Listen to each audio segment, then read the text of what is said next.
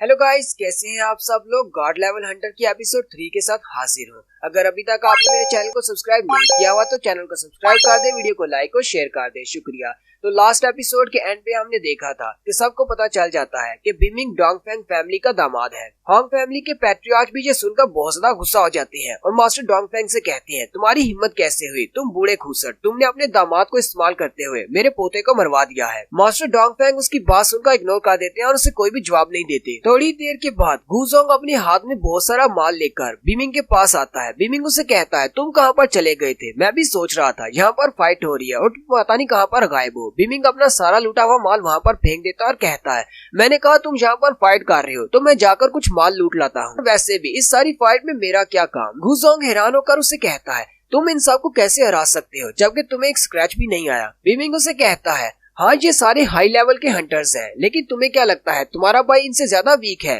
तुम तो बहुत ज्यादा कम समझ रहे हो मुझे। गुजोंग कहता है, तो फिर अब हमें क्या करना चाहिए, अब इन सब के साथ क्या करें, ये सारे तो हमें मारने के लिए यहाँ पर रुके हुए हैं। बिमिंग कहता है, चलो थोड़ी देर के लिए यहीं पर रुक कर देखते हैं, मुझे लगता है कि मजा आने वाला है। जबकि दूसरी तरफ मास्टर डोंगफेंग और मास्टर होंग के दरमियान में एक फाइट चल रही है। वो दोनों एक दूसरे को घूर घूर कर देख रहे होते हैं। मास्टर होंग चिल्लाकर कहते हैं, मास्टर डोंगफेंग ये तुमने कैसे किया, क्या तुम्हें पता नहीं है हमारी फैमिली में कोई भी फाइट नहीं है और न ही हम दोनों एक दूसरे के दुश्मन है, फिर तुमने अपने दामाद को यूज करते हुए मेरे पोते को क्यों मरवाया है। कहीं तुम वाकई में लोहे सिटी पर राज करने के लिए ये सब कुछ तो नहीं कर रहे, क्या तुम मेरी होंग फैमिली को खत्म करना चाहते हो। मास्टर डोंगफेंग अभी भी चुप करके खड़े होते हैं, जबकि बाकी के पैट्रियार्च भी ये सोचना शुरू कर देते हैं। एक पैट्रियार्च कहते हैं, मास्टर डोंगफेंग आप इसे कोई जवाब क्यों नहीं देते, कहीं ये बात बिल्कुल सच तो नहीं कि आप इस सब के पीछे हैं। आपने अपने दामाद को इस्तेमाल करते हुए इनके पोते को मरवाया है और अब इसको भी मरवाने के बाद अब होंग फैमिली पर कब्जा करना चाहते हैं। प्लीज अपनी सारी बात को एक्सप्लेन करें, आपने ऐसा क्यों किया। मास्टर डोंगफेंग उनसे कहते हैं, मैं इस लड़के को नहीं जानता और ना ही इसका मेरी फैमिली से कोई ताल्लुक है, इसलिए मुझे कुछ भी एक्सप्लेन करने की जरूरत नहीं है। मास्टर डोंगफेंग कहते हैं, हमारी फैमिली ने इसके साथ अपना रिश्ता कैंसिल कर दिया था, अब इसकी शादी हमारी फैमिली में नहीं होने वाली, मुझे कोई फर्क नहीं पड़ता ये जिंदा रहे या मर जाए, तुम लोग इसके साथ जो चाहे वो कर सकते हो, ये अब डोंगफेंग फैमिली का हिस्सा नहीं है, मैं इसकी हेल्प नहीं करूंगा और ना ही इसको बचाऊंगा। मास्टर डोंगफेंग मास्टर होंग से कहते हैं, अगर तुम्हें मेरी बात पर यकीन नहीं तो तुम इस लड़के के साथ जो चाहे वो कर सकते हो, मैं तुम्हें रोकने के लिए आगे नहीं बढ़ूंगा। मास्टर होंग काफी ज्यादा गुस्से में होते हैं और सोच रहे होते हैं, ये डोंगफेंग वाला बुड्ढा तो बहुत ज्यादा होशियार है, इसे पता है कि मैं इस लड़के को नहीं हरा सकता, ये जानबूझकर मुझे उकसा रहा है कि मैं इस लड़के के साथ फाइट करने के लिए आगे बढ़ूं और ये लड़का मुझे मार डाले, मुझे तो अभी भी यही लग रहा है, ये सारा इसी का प्लान है। मास्टर होंग कहते हैं, तो इसका मतलब इसका डोंगफेंग फैमिली से कोई ताल्लुक नहीं, तो हम इसको मार सकते हैं और इसके हाथ में जो गॉड लेवल का वेपन है ये भी हमारे लिए बहुत बड़ा मसला बन सकता है। इसने न सिर्फ हमारे सोरिंग सरपेंट को हमसे छीन लिया बल्कि हमारे बहुत सारे लोगों को भी मार दिया है।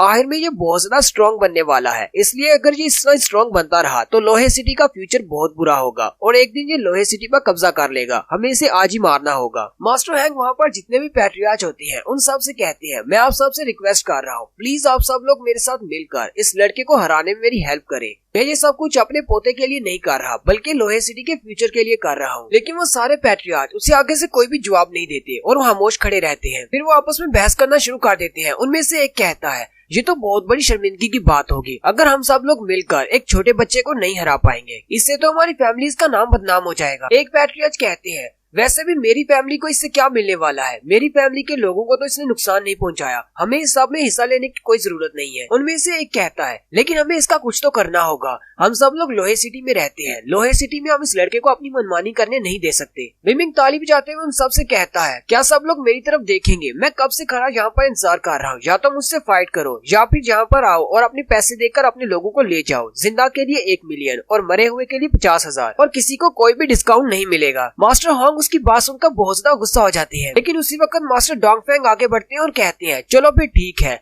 मैं अपने लोगों के लिए 1 मिलियन देने को तैयार हूँ। मास्टर डोंगफू कहते हैं, हाँ ये बात बिल्कुल ठीक है, मैं भी पैसे देने को तैयार हूँ, हम पैसे से इस मसले को हल कर सकते हैं। जी फैमिली के पैट्रियार्च कहते हैं, मेरी फैमिली के पास बहुत सारा पैसा है, मैं भी पैसे देने को तैयार हूँ, मुझे इस लड़के से फाइट करके अपनी फैमिली का नाम खराब नहीं करना। मास्टर होंग उन सब की बात सुनकर चौंक जाते हैं और कहते हैं, ये सब तुम लोग क्या कर रहे हो, तुम लोग तो इस लड़के के सामने हार मान रहे हो। वहीं पर पीछे से उन्हें बहुत सारी धूल उड़ती हुई दिखाई देती है। यहाँ पर कुछ सिस्टम अलग है। मैंने जितनी भी सीरीज एक्सप्लेन एक्सप्लेन की है उन सब में डंजन्स हुआ करती थी। यहाँ पर एक ऐसा भी सिस्टम है कि जहाँ पर गर्द उड़ती हुई दिखाई देती है, उसके अंदर मॉन्स्टर्स होते हैं। वो सारे के सारे मास्टर्स, पैट्रियार्च और हंटर्स ये देखकर बहुत ज्यादा हैरान हो जाते हैं, जबकि बीमिंग और गूजोंग भी देखकर हैरान हो जाते हैं क्योंकि उन्हें पता है कि मॉन्स्टर्स उनकी तरफ आगे बढ़ रहे हैं। बीमिंग उस गर्द के उड़ते हुए तूफान की तरफ देखता है तो उसके अंदर बहुत सारी आंखें नजर आती हैं। असल में उसके अंदर कुछ बड़े बड़े वुल्व्स हैं, वर्मिलियन वुल्व्स। बीमिंग कहता है ये तो फॉग ऑफ बीस्ट है, लेकिन ये यहाँ पर क्या कर रही है? मास्टर डॉगवू कहते हैं ये फॉग इतनी ज्यादा डेंस क्यों है? लगता है कि इसके अंदर बहुत ही पावरफुल बीस्ट होने वाले हैं। बीमिंग यहाँ पर इस फॉग के बारे में बताता है कि ये फॉग कैसे क्रिएट होती है। जब मॉन्स्टर्स आते हैं तो उनके बॉडी में से बहुत सारी पॉइजनस स्मेल निकलती है, जिसकी वजह से ये फॉग क्रिएट होती है और इसके अंदर बहुत ही मुख्तलिफ किस्म के मॉन्स्टर्स हो सकते हैं। बीमिंग उस फॉग के सामने खड़ा हो जाता है और कहता है पता नहीं इस फॉग के अंदर कितने सारे बीस्ट या मॉन्स्टर्स होंगे या फिर किस किस्म के मॉन्स्टर्स होंगे और वो कितने स्ट्रॉन्ग होंगे। साथ ही बीमिंग सोच रहा होता है लेकिन इस फॉग को अभी तो यहाँ पर नहीं आना था क्योंकि ये फॉग तो 1 साल बाद आने वाली थी। गूजोंग जल्दी से अपने लूट का माल उठा लेता है और उसे कहता है बीमिंग चलो जल्दी से यहाँ से चलते हैं, ये फॉग बहुत ज्यादा डेंस है, अंदर बहुत ही खतरनाक मॉन्स्टर्स हो सकते हैं, हमें यहाँ से निकलना होगा। जबकि बीमिंग सोच रहा होता है हो सकता है कि मेरे पास में आने की वजह से वक्त की टाइमलाइन खराब हो चुकी है, इसी वजह से ये मॉन्स्टर्स 1 साल पहले यहाँ पर आ गए हैं। लास्ट टाइम जब मैं यहाँ पर था तब मैं इसको नहीं रोक पाया था और इसी वजह से मेरी बहन शुई मारी गई थी। इन मॉन्स्टर्स ने लोहे सिटी पर अटैक किया था। बीमिंग कहता है शुई मुझे माफ कर देना, लास्ट टाइम मैं तुम्हें प्रोटेक्ट नहीं कर पाया था, लेकिन इस बार इस फॉग में जितने भी मॉन्स्टर्स हैं मैं उन सबको मार डालूंगा और तुम्हें प्रोटेक्ट करूंगा। बीमिंग गूजोंग से कहता है तुम वापस जाओ और जाकर शुई को प्रोटेक्ट करो, तब तक मैं इन मॉन्स्टर्स को संभालता हूँ। मैं जल्दी ही वापस आऊंगा जब मैं इन सारे मॉन्स्टर्स को मार डालूंगा। फिर बीमिंग भागता हुआ उस फॉग की तरफ आगे चला जाता है, जबकि बाकी के सारे पैट्रियार्च अपने मरे हुए और अपने जख्मी हंटर्स को अपनी गाड़ियों में भर रहे होते हैं। वो सारे पैट्रियार्च कह रहे होते हैं जल्दी से यहाँ से निकलो इससे पहले कि ये फॉग यहाँ पर पहुँच जाए। मिस्टर डॉगवू कहते हैं जल्दी से सारे लोगों को ट्रक्स में भर दो, इस बात से फर्क नहीं पड़ता चाहे किसी का भी ट्रक हो, सभी को जल्दी से ट्रक्स में चढ़ा दो। वहीं पर एक हंटर मास्टर डोंगफेंग से कहता है मास्टर डोंगफेंग उस तरफ देखें, बीमिंग उस मिस्ट की तरफ जा रहा है। बीमिंग उस फॉग के सामने खड़ा होता है और उसकी तरफ देख रहा होता है। मास्टर जी कहते हैं कहीं ये लड़का बेवकूफ तो नहीं, क्या ये लड़का पागल हो गया है? ये अकेले इस फॉग को नहीं संभाल पाएगा, ये फॉग जितनी ज्यादा डेंस है लगता है कि इसके अंदर बहुत सारे मॉन्स्टर्स होने वाले हैं, ये इन सबको नहीं मार पाएगा। हालांकि अगर हम लोहे सिटी के सारे हंटर्स को भी इकट्ठा कर लें तो सारे मिलकर भी इन मॉन्स्टर्स को नहीं हरा पाएंगे। मास्टर डोंगफेंग सारे पैट्रियार्च से कहते हैं हालांकि इन मॉन्स्टर्स की इंटेलिजेंस पावर बहुत ज्यादा कम होती है, लेकिन अगर इन्हें कोई रास्ता मिल गया लोहे सिटी में जाने का तो ये लोहे सिटी में तबाही मचा देंगे और सारे लोगों को मार देंगे, इसलिए हम सबको मिलकर इनको यहीं पर रोकना होगा। मास्टर डोंगफेंग अपने सारे हंटर्स से कहते हैं यहाँ पर मेरी फैमिली के जितने भी हंटर्स हैं सारे आगे बढ़ो और हमें इन मॉन्स्टर्स को यहीं पर रोकना है। बाकी के सारे पैट्रियार्च उनकी बात सुनकर थोड़ी देर के लिए खामोश हो जाते हैं, फिर वो अपने सारे हंटर्स से कहते हैं ठीक है मास्टर डोंगफेंग बिल्कुल ठीक कह रहे हैं, आगे बढ़ो और इसको यहीं पर रोको। और फिर सारी फैमिली के पैट्रियार्च रेडी हो जाते हैं फाइट करने के लिए। बीमिंग जो कि उस फॉग के सामने अकेला खड़ा होता है, जैसे ही वो फॉग सामने से थोड़ी सी हटती है तो उसमें से एक बड़ा सा वुल्फ निकलता है। बीमिंग उसकी तरफ देखता और कहता है लगता है कि तुम्हें बहुत ज्यादा जल्दी है मरने की, चलो फिर पहले तुम्ही से शुरुआत करते हैं। तो बड़ा वुल्फ बीमिंग की तरफ देखता है और अपना मुंह खोलकर उस पर अटैक करने लगता है। बीमिंग ऊपर की तरफ जंप करता है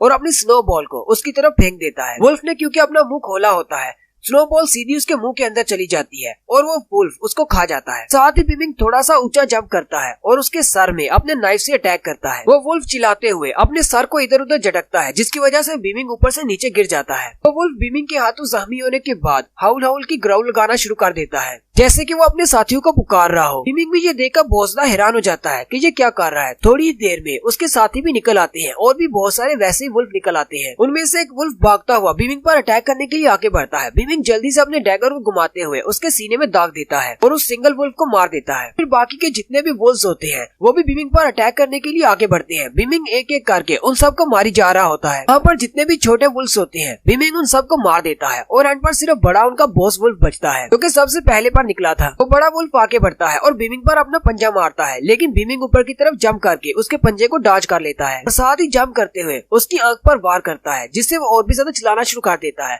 फिर बीमिंग अपनी स्नो बॉल से कहता है अब बाकी सबको तुमने संभालना है। स्नो बॉल जो कि उसकी बॉडी के अंदर होती है, उसी वक्त उसकी बॉडी के अंदर से एनर्जी निकलती है। उस बड़े से वुल्फ के मुंह से ब्लड निकलना शुरू हो जाता है और वो वुल्फ जमीन पर धड़ाम से करके गिर जाता है। बीमिंग कहता है ये वाला वुल्फ तो बहुत ज्यादा स्ट्रॉन्ग होता है, लेकिन मेरी प्राइमरी स्टेज में मैंने इसको इतनी आसानी से हरा दिया। उसी वक्त एक बड़ा सा पत्थर उड़ता हुआ आता है और बिमिंग के पास आकर गिरता है। बिमिंग ये देखकर हैरान हो जाता है और कहता है अब ये बड़ा पत्थर किसने फेंका होगा। साथ ही एक और बड़ा सा पत्थर उड़ता हुआ आता है जो कि सीधा बिमिंग की तरफ आ रहा होता है। बिमिंग कहता है अब ये कहां से आ रहा है। बिमिंग जल्दी से पीछे की तरफ जंप करता है और कहता है ये पत्थर तो बहुत ही स्ट्रेंथ के साथ किसी ने फेंका है। बिमिंग कहता है मैं तो बाल बाल बच गया, अगर ये पत्थर मेरे साथ हिट होता तो मेरा तो कुछ भी नहीं बचना था, मेरी तो हड्डियों का चूरा हो जाता। बिमिंग वहीं पर खड़ा देख रहा होता है कि आखिर इस फोग में से अब क्या निकलने वाला है। थोड़ी ही देर के बाद उस बड़ी सी धूल के बादल में से एक बड़ा सा मॉन्स्टर निकलता है जो कि एक एप होता है, यानी कि वो एक बड़ा सा डीमन मंकी होता है। वुल्फ की डेड बॉडी अभी वहीं पर पड़ी होती है